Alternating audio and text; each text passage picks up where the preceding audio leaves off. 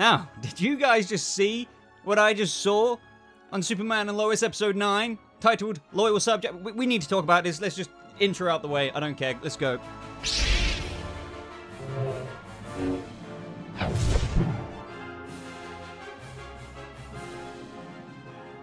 Ladies, gentlemen, Kryptonians out there, I am delighted to bring you another breakdown, recap, review, all of the names under the sun that you can attribute to this video of Superman and Lois, because, yet again, they knock it out the park. And I am in such a weird energy right now, because it's not something that surprises me, but it's something that just instills me with such... I don't know, man. It's such weird. It's when you see these other shows and then you see this one, and it's just wow. That things just keep improving, keep getting better to a point of where we didn't expect that ending. We thought Morgan Edge was doing something, of course, and we have the war coming, and we thought that maybe he was obviously, well, he is putting Kryptonian consciences into humans, but like we didn't expect him to be something. We need to just get into that. But before I ramble too much in this intro, I do want to say, since there are now three videos I want to do on the Wednesday, just to anybody who watches my Flash reviews, I think I might be benching that if I can't put it all out on the Wednesday until the following day. So if you don't see my Flash review today, it will be up sometime tomorrow, because I also cover the Marvel Disney Plus shows, you know, like I did WandaVision, this, that, and the other, and now we have Loki. So if videos are late today anyway, I've just got some things going on. I want to get Loki up. If this video is late and you're watching it now, I'm sorry about that. But if you're also wondering about the Flash and that episode, that will be up tomorrow. Just, I guess, even if it doesn't do that well because I'm posting it so late, just enjoy it for what it is at this point, because yeah, the Flash. So right off the bat, I feel like this episode had everything the show is striving to do in it. And obviously that may sound self-explanatory to you guys, but I think we all know by now with TV shows, they don't always excel with what they're set out to do. Sometimes the moments that are good are few and far between in the season, but Superman and Lois, a show that's about a super family, but also so much more than that at the same time, because we have Clark and Lois balancing their own lives, the badass reporter, the badass superhero, and yeah, man, I feel like I can't, it's going to be hard for me to articulate because of how high energy I am right now. So this episode began with a really cool kind of intro. You know, this is what I mean. I feel like, yeah, if you follow me on Twitter, I recommend doing that, by the way, because I give my thoughts, I tend to, at least before I do these reviews and whatnot, and I was just like, they're so engaging. The intros are engaging. Each and every episode, just like this episode again, for the last several episodes or more, have a point in the episode where the tensions are raising up and shite is getting real. It's almost, it's edge of the seat stuff, and it's so compelling. So at the very beginning here, obviously we're in the Smallville Gazette, and it was kind of like this little montagey, like, you know, egging on moment where it's like, why is Edge here? Why Smallville? But yet Smallville is the only town he's staying in, and why is that? Which we will get to, but the beginning of this episode really set solid footing for all of, you know, the foreshadowing that is to come with what we were finding out. One thing I also appreciated in this intro as well is that, you know, now that, as I kind of said in the last review, it felt like, yeah, they're kind of putting the football stuff on the backboard, which is cool, which means now Clark can get in a bit more of a reporter mode. And I really liked the teasing, obviously, of Kyle walking in the office later from Morgan Edge at the beginning of the episode. I feel like we saw that scene almost 3 times, or at least Leslie La, the actress who plays her,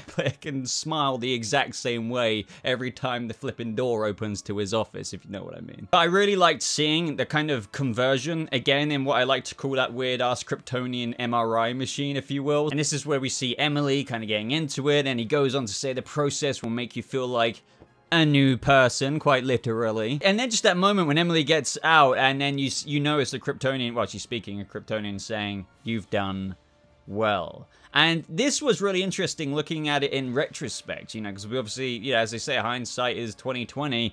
And, you know, obviously we thought Morgan Edge was the puppet master, and he is, but we didn't know who, and we'll get into who's in him later, and I can't wait to get into that with you guys.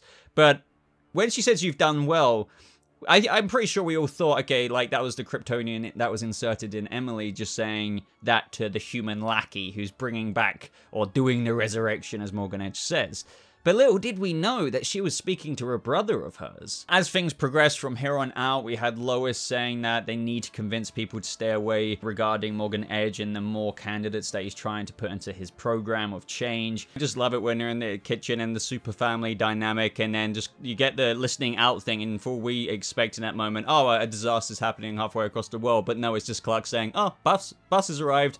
Imagine just being the sons of Superman. It's just like you have those little increments of insight that you just wouldn't think about that would be handy. It makes me laugh, and I love it. But things are progressing with Morgan Edge even more so than behind the scenes than what we even realize, because we have intel from Lana saying, I believe that they're even having these little camaraderie building breakfasts or morning together. So since he's obviously bringing back more and more people, and they're all Kryptonians, and at this point we didn't know freaking Morgan Edge was a Kryptonian as well, but like I pictured them having their, like, I don't know, long dining room table meetings about the upcoming war. And we haven't seen that yet. We've just mainly seen Leslie Law and maybe one or two other Kryptonians that have bit the dust kind of thing. But now, yeah, you can almost picture them all around a table doing this diabolical plan almost.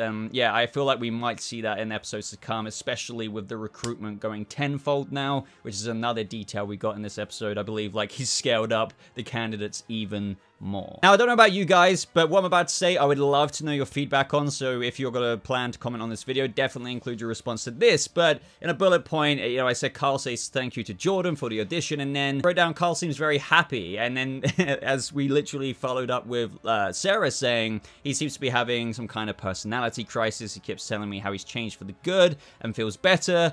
So that twist at the end really wasn't surprising to me. I mean, I'm not trying to sound insanely intelligent or anything. I'm just saying I knew he had already been in the program, especially when we had Leslie Larity at some point in the last episode offering him, or not offering him, saying that I wish you could reconsider the offer or something.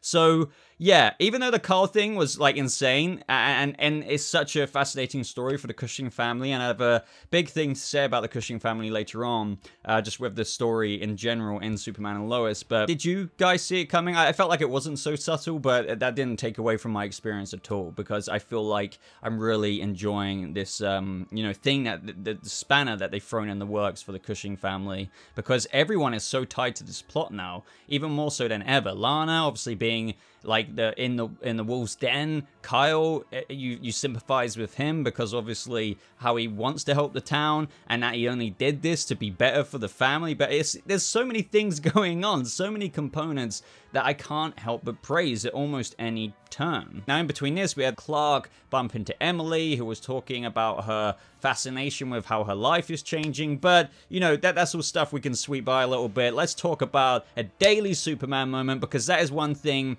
that, you know, I've spoken about before. You kind of need to have that in the show when this is, I know it's Superman and Lois, they're back in Smallville, but he's Superman. This is Superman. So I am so happy, because it's so important to showcase the daily Superman. Now, I don't want daily, you know, and when I said I'm not meaning like Meta of the Week things, because that couldn't be the formulaic approach that the CW has taken out in the past. It's relevant, but I feel like it can come across really weak at times. So you have to do it in a tactful, tasteful way with Superman, and the way they've done it and the way they've presented it feels really good every single time. I'm pretty sure the ones that we've seen, when he goes to save them, sure, you may critique some CGI when he might be lifting up a bridge or something, but it's still, you know, something worthy, or at least a feat that I can say, okay, good job, show. That's something that he would do. So today, within an instant's notice, he literally goes straight up to Mexico and he bursts the heck through the room. This is what I mean about the presentation. It takes you aback a bit, because you would think if this wasn't so concentrated upon,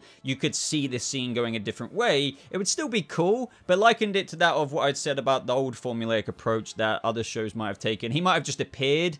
It might have been like a quick burst through the roof, but here they try and cinematically, like, you know, blow open the doors and he's like there. It's just all really tastefully done, and I really like, I guess this is a bit of my nerdy, geeky side of just the cinematography coming out, the way they attribute that and combine that with like the music choices, the all kinds of shots. It's just eye candy, and it's good at, this is the most important thing, great Superman content. And also, of course, Tyler Hoechlin doing an absolute fan-freaking-tastic job. Not only as Superman, but as Clark Kent. And what was so great about this scene as well, and I called it as well, it's kind of obvious, and it was very interestingly done. He just was taken aback a bit as soon as he entered there. I guess through just flying there, and that maybe exhausted and exacerbated a bit of the symptoms he was having. He had a bit of a struggle breathing. So this whole scene was fascinating to me. He starts to like clear the room of those gunmen, but the strained breathing continues on, and he keeps getting knocked back by the shotguns. And it was just so impactful. I really liked little details being included as well, like with how a citizen or someone in there, like a security guard, asked if Superman was okay, and that obviously led to that paper later, because obviously the world notices if Superman struggles. It's a very strange thing to see the Man of Steel do that, obviously when he is seemingly invincible. I'm not gonna lie though, just imagine being that criminal and boasting about what you just did, like, you know, like the chung chung chung and Superman like boom boom. That I would be telling that every single day in wherever I was locked up. But moving onwards and upwards, we have Lois entering Morgan Edge's office because obviously he's stepping up the recruitment process, as I mentioned earlier, and it's just such a Lois Lane thing to do, and this is what I mean about Elizabeth Tulloch just being the personification, and literally, you know, I love all the different Lois Lanes, you know, everyone has their own take, but I agree, and it's coming out more and more, especially on the comments of my last video. People were mentioning what I said about how some people weren't so accepting of Elizabeth Tulloch at first, but now they're saying she's my favorite. Exactly. She's my favorite live-action one as well, already within 9 episodes, I guess, and maybe some of the ones you saw previously, but obviously her work is very much so highlighted with her characteristics personifying said character in this series. And in this moment, getting back on point, it is so Lois, she just enters without thinking almost, and she's just literally like, you don't want anything to do with what he's offering. It was very like she didn't almost know what to say, and obviously it was, as Morgan Edge said, quite a desperate move. And this was a really cool face-off as well, because I said earlier on, at least with the way it looks like the path was being forged, that we have, you know, obviously that Captain Luther mysterious war-suited thing going on being Clark's villain, and the Lois being just as much as this show, the reporter, her villain being Morgan Edge. But yet, as I said, this story is ever so evolving and morphing. Now, Morgan Edge has become this Kryptonian who's everyone's villain now. So, yeah, in this moment, though, it took me back to the reporter conflict, like her conflict with her villain being Morgan Edge. It's great that Lois has so much substance and these trials and tribulations, if you will, of her own, and I feel like they're littering that very, very well and not leaving her out. Same with the boys, like Jonathan later on in this episode, he's not the superpower kid, so you may think, oh man, my character's not gonna be as interesting maybe, but like bang, gets the freaking solar weapons. It's great. It's great. All of it's great. I also really liked how they are still very much so making sure we're aware that the mirroring Earth situation of the evil Superman isn't gone with John Henry Irons just being out the picture temporarily. But what I mean by that is the flex of Morgan Edge in this moment with Lois, with how he said, you can't stop this, Lois. Perhaps you should use that device of yours to call in your super friend. Risky though, need I remind you where he's from? He may take comfort knowing there are others here just like him, as John Irons, you know, saw coming. So it's just like trying to, you can put it all together now even more, especially knowing Morgan Edge is a Kryptonian. Apparently he came here the same time as Kal-El, whatever. On that other Earth, it's like, okay, we're wondering still, what exactly still was it that made him evil? What was the final straw that broke the camel's back, since he was out there saving people? It's been reported. The only difference was the black suit. But then when the Kryptonians came, so obviously whoever that is, whoever you think is it within Morgan Edge, must have really appealed to him. In a similar situation to the very end of this episode, whereas Clark went for him, I guess on that Earth, maybe that could have still happened. But then when they spoke, he didn't feel so alone, and maybe he decided to be with them. But I still feel like that's still quite a turn, and I'm missing that link. Just ever so slightly. Just ever so slightly. It was very interesting reading all your responses last episode. I know a lot of people think, but if he's without a family, if he's without Lois, I don't want to repeat myself from last review, but I still think, end of the day, he still didn't have Lois and whatnot. in that world, and he was still saving people until the Kryptonians came in John Henry Irons' world, and he, for some reason, decided to swap sides. Another detail I loved is when Lois came home and she saw the amount of bullet bruises all over Clark. And obviously Superman doesn't bruise, especially not from bullets, and that's when they kind of hypothesize about the gas, the synthetic gas from last episode, which led and goes straight into the scene with Jordan. So we had Sarah and Jordan sneezed out a freeze breath, and I was like, oh, this is really cool. And my first thoughts were, okay, this is just another sign of his powers. And also, one thing I really loved about this is so mirroring Smallville, kind of getting in the way of Clark's, or like Jordan's in this situation, love life of Lana Lang of Smallville, but now Sarah. Do you know what I mean? There's so many times in that show where almost similar things happen like this, where they're really getting on. As you said himself, it was a nice time. I'm glad, by the way, he didn't go in for a kiss, because that would have been too typical. Just because they were really connecting in that moment, he would have been really silly to do that because she wanted to be friends. So I'm just pointing out that would be the atypical kind of thing for the CW to do, but instead he sneezed in that moment. And I'm not saying that's the thing that prevented him from kissing, but I'm just glad Jordan didn't do the same thing of, oh, I'm gonna go in for a kiss now because we're connecting. Yeah, again, just proving that the CW cheesiness hasn't got through into this show, if you know what I mean, because that probably would have happened and then he would have sneezed. But regardless, I felt really bad because, yeah, as I said, Smallville, like, amount of times we wanted Lana and Clark to happen kind of thing, and then it didn't because he had to get away. And obviously the girl who isn't in the know about the super family and him being Superman, or at least a Kryptonian at that point in his life, it just looks like a dick move. So as you all know, this was the kryptonite gas, synthetic kryptonite gas that we saw Rosetta use against Clark at the DOD. It's a bioweapon, and it's basically like a virus. You can get it. So we got it from his dad. And one thing I really liked about this as well is the pressure, the responsibility, the guilt, all of these things that Clark was feeling during this episode. You know, we had Lois saying, Clark, it's not your fault. And this wasn't really shown so much here. It was more in that scene in the fortress later where Clark almost broke down. This is like big props to Tyler. Like, took his glasses off. And that like, imagine... I need to save this till later, but just imagine, like, putting your son through that, knowing it's kind of because of you. It's exploring the family themes, which is the DNA of Superman and Lois, once again, so very well. The last thing I thought with everything going on in Morgan Edge in this episode would be such a good story between father and son again with Jordan. And it's no longer, as I say, the quote-unquote, what a lot of people like to say about Jordan early on. And I can see where they're coming from, the quote-unquote whiny aspect. It's very interesting now, and I love it. I love every member. Now, throughout all of this, we had General Lane just coming saying, oh, shit, it wasn't supposed to happen. You know, it's interesting. General Lane's such a good character, I feel, because as I've said before, you know, it's quite an interesting moral and principle kind of dilemma and battle here, and there was a really good scene with Jonathan later on as well, challenging Nad. And I know the conclusion was, you know, around the fact that, you know, you're a coward and I would still trust them. But at the end of the day, emotions aside, you can see, I've said this in my last review, why General Lane would do that. So it's yeah, again, such an interesting story to give to characters, which is very relevant to said characters as well. So when he came in, obviously we had a little bit of a,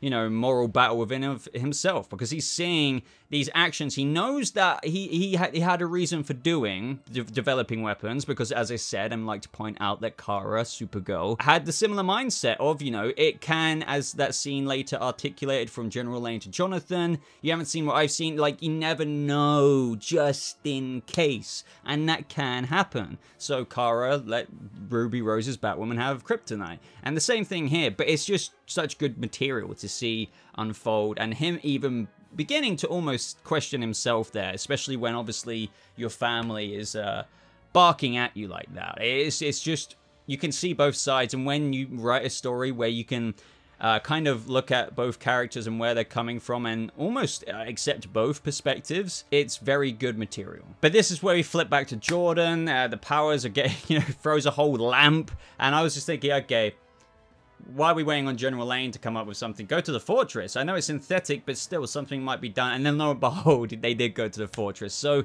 this is where, man, I really enjoyed, and I'm guessing all of you did as well, the story between Jordan being impacted by this. Jor-El says that he's in respiratory distress. The XK is causing his lungs to fill with fluid. And the only way to get the kryptonite out of him, as Jor-El says, it's kind of likely that they can, is through the same way they have in the past with Clark. And that is to completely laser the mother freaking heck I mean, it's basically heat vision. Could you imagine a kettle touching you on your skin and holding it there? But then that temperature being much, much higher. And then multiple beams. I was almost welling up because obviously that scene between Tyler Hoechlin and obviously his son in that moment, and how he's like, hold my hand, squeeze, and obviously the parental side of knowing you have to put your son through something painful that you feel responsible for. I feel like I don't need to articulate this. This was such a powerful scene, and it's nice to see Jordan, you know, he wasn't like his earliest self, almost lashing out at Dad, saying, you know, oh, this is another thing, screw you, Dad, like, you know, I hate being like this. He's obviously he's progressing, and you can see that development there. He just got fried the crap out of, yet he was trying to comfort his dad almost about it, saying, you didn't ask for this either, Dad. So it was a nice moment with those two characters, especially those two characters of who had quite a bit of friction earlier on. You know, obviously Clark wanted to really connect with Jordan, but he was really spiraling and spitting back in the face of his parents at times. So yeah, it's almost something, there's another thing to evaluate and look at. It's like, oh yeah, like I forgot about those two and how they're, you know, coming up a long way as well. And before I forget it as well, because there's so much stuff happening in this episode at the same time, I obviously praise Elizabeth Tulloch a lot. I keep screwing that up like last episode, but there was some very good moments between her and her father, the history and whatnot. She told him to get out of their lives around about this point in the episode.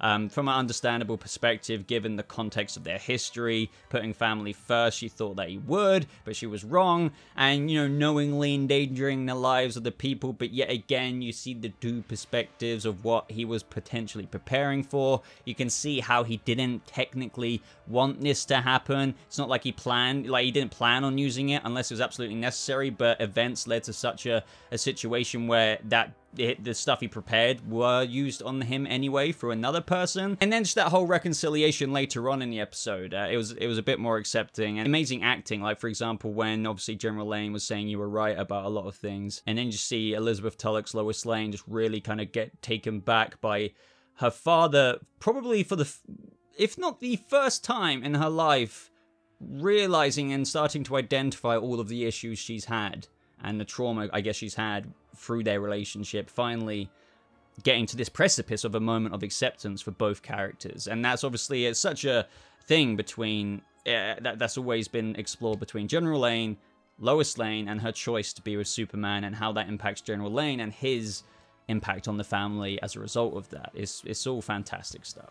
I keep saying that. And also, before I forget again, more Jonathan and Lois moments, like mother, like son in this situation, the vulnerability that Lois feels of not being able to take care of the kids. Yet again, more stuff, very relevant stuff being explored. Now, this is where we're getting basically towards the end of the episode around Sarah's performance. This makes me want to talk about the Cushing family storyline, because I know some people weren't as into it as I was. Now, what I will say there is, I do see what people mean, not in any of the harsh ways. I just mean like the people were saying, like, I don't really, you know, it's so needed or whatever, because it is basically a bit of a slow burner. But slow burners aren't bad. It means, if anything, I would always choose a slow burner than something that burns bright and kind of sizzles out and feels less relevant to where we are now. The slow burner that we felt in the previous episodes of this Cushing family, I found Carl such an intriguing character. His perspective in this story is very important to just understand many angles of where the town is at, how that's relevant to the need for Morgan Edge through the perspective of the people. I appreciate the relationship between the daughter and father thing and how that came to fruition in this moment. It was quite a beautiful moment when he was there, albeit infected. He was still in Kyle mode, even though he had I keep saying infected, but you know, he had a Kryptonian consciousness in him. He hadn't quite come to fruition all the time. It takes some time, as Morgan Edge teased. I'm just glad it's getting more noticed for its relevancy now, and I think it's just good nonetheless, and I feel like they're obviously Lana, every character is so intricately woven and relevant to the plot. I think more so than what people even realize. His scenes, even in episode 1, 2, 3, and 4, are still very important to what we've seen in the plot of the show. But anyway, around this time, Emily, the whirring noise comes on, like the beacony kind of thing.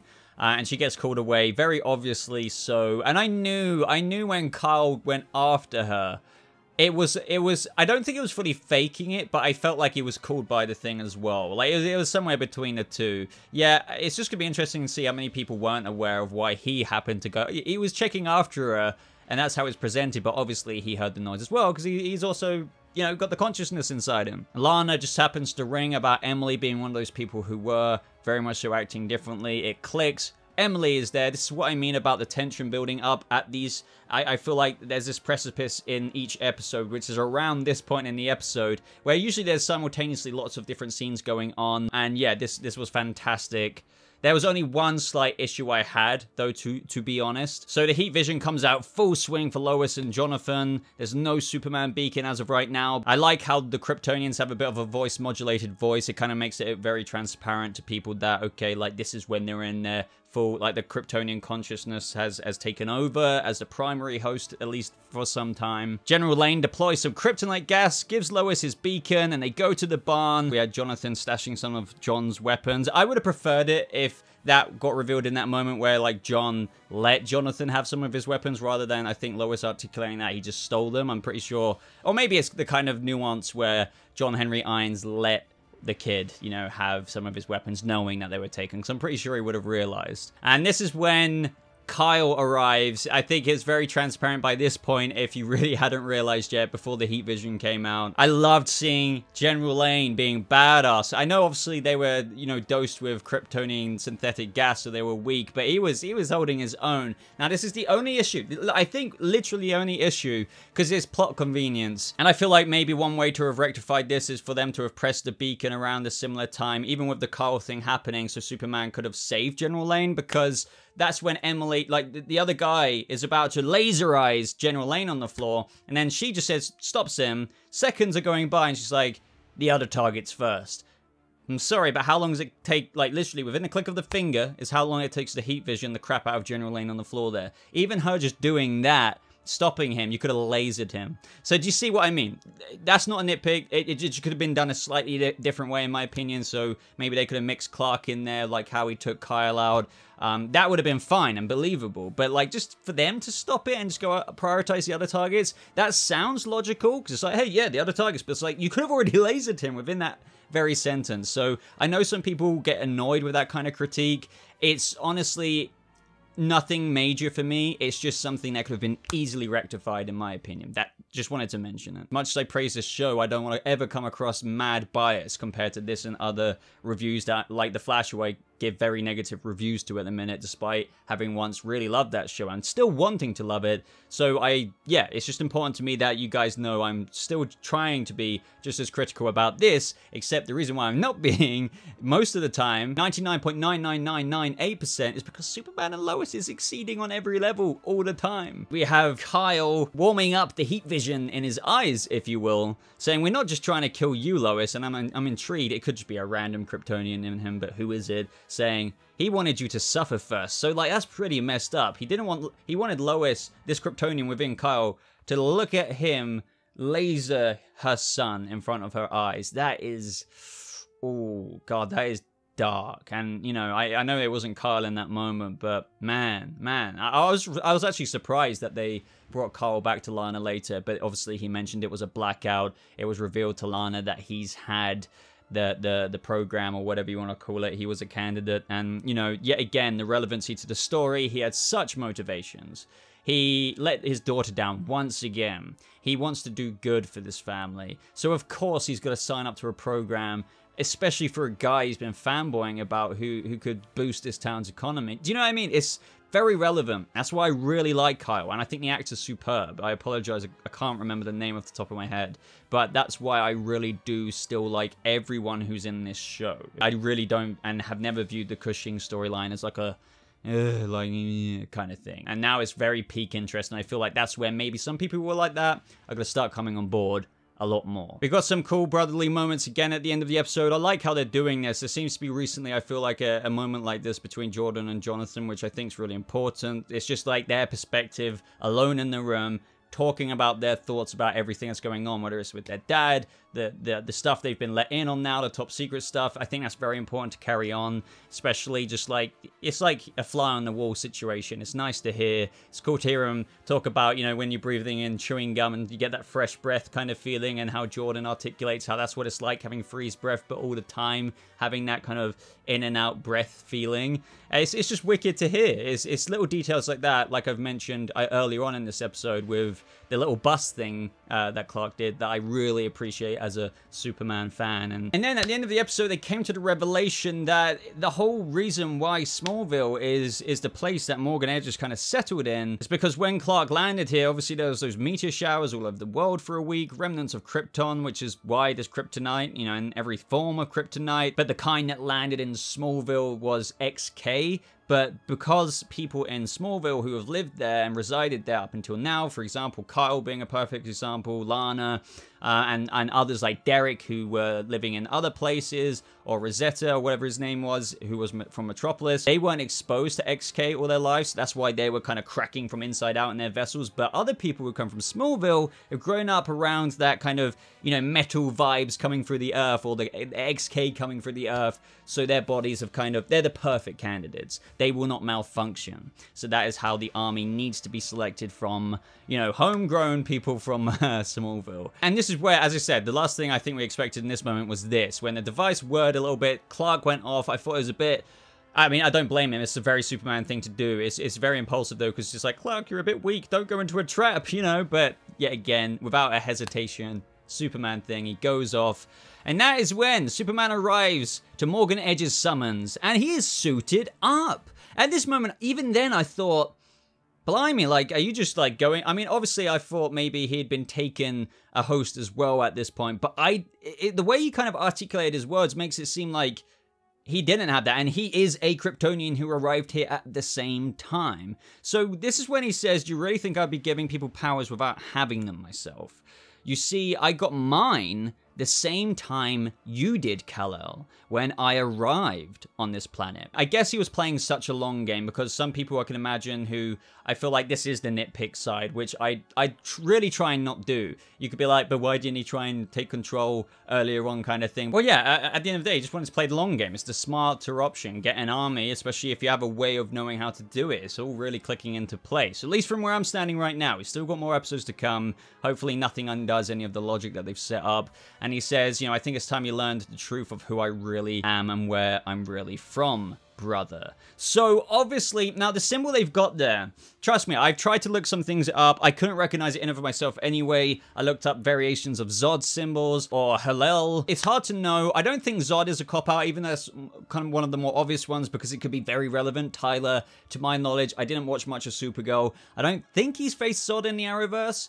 So, like, it could still be him or Hillel, but, and I know some people are kind of concerned about Hillel because the story in the comics, some people argue that, you know, it wasn't as that compelling, but, like, that doesn't mean an adaptation with Superman and Lois's writers wouldn't make that character very interesting. So, we don't know, and I couldn't really tell you. Is my money on Zod? Is my money on Hillel or some other one? I don't know, man. It's hard. It's hard, but it's... All I want to really say here is what a brilliant ending. And this is almost the moment you can mirror on the other Earth where maybe that Superman did decide to go, albeit I still don't understand why, because some people also like to say that maybe he wasn't raised by the Kents. I believe that other Superman was, because I think he was raised by the Kents to still grow up good, to even help out. Because as I keep pointing out very repetitively now, he saved people. The same newspapers. The only difference was the suit being black. So I believe he was raised by the Kents. Yet that still begs the question, in this moment, is that when the black-suited Superman, in this kind of like Utah-looking place, Red Rocks-looking place? Okay, yeah, I'm gonna join you. I don't know, but I can't wait for this moment to continue on in the next episode. So I know I feel like I haven't speculated too much about whether I with such conviction, yes, Zod, where is Hillel? Because I don't know. The symbol is ambiguous. They're not copy and pasting. This is why you don't copy and paste comic book material, because yes, comic book fans or people who may be a bit more in the know, whether a veteran or newcomer or whatever, it's like you recognize things, whether that's XK or whatever, right? Or certain storylines. But then there are twists that we just can't really make too much sense of, because that's when the innovation comes in. The innovative storyline where it makes it surprising for both new and old fans. And that's what I love about this. That's what I love about modern day adaptations. But, you know, then you get people saying, man, it isn't like the comics, you know, like, what, you really want to read a comic book and the show to be, I get the perspective in one way, but to be identical in every fathomable way, I feel like there's some material you can do like that. But even then, I would always encourage innovation with adaptation, but not to stray too far away. That's where you need to be careful, and that's what some movies make the mistake of doing, and that's when some fans feel betrayed. Do you know what I mean? I feel like I'm getting to a different subject now, but what a bloody brilliant episode. I know this was a long review. I don't care. I had so much to say, and I know a lot of you like long reviews anyway. I think that's kind of what I'm adopting on this channel. So guys, I'm dying to hear your thoughts. Let me know them down in the comments below. If you got to this part in the video, thank you so much. I really do appreciate you. The fact that you're listening this long means you care about what I have to say in this channel, and that means a lot to me. So please like the video. Do that one more thing. It means a lot. And maybe subscribe. If you've got to this part and you're not subscribed, what are you doing? Subscribe. But also, to prove it, with whatever comment you're going to put down in the comments below, type hashtag Morgan Edge eating veg. Yeah, I know. They're always random. As usual, links are in the top pinned comment to my Twitter, Facebook, Discord server, other places to support me like Patreon, where I do want to shout out the members who are appearing on screen, channel members, patrons. You rock. Thank you for supporting me. Do what I do on the channel. But that is everything, guys. So, thank you so much for watching. I hope you all have a lovely rest of your day, and I'll see you fellow Kryptonians in the next video. Goodbye.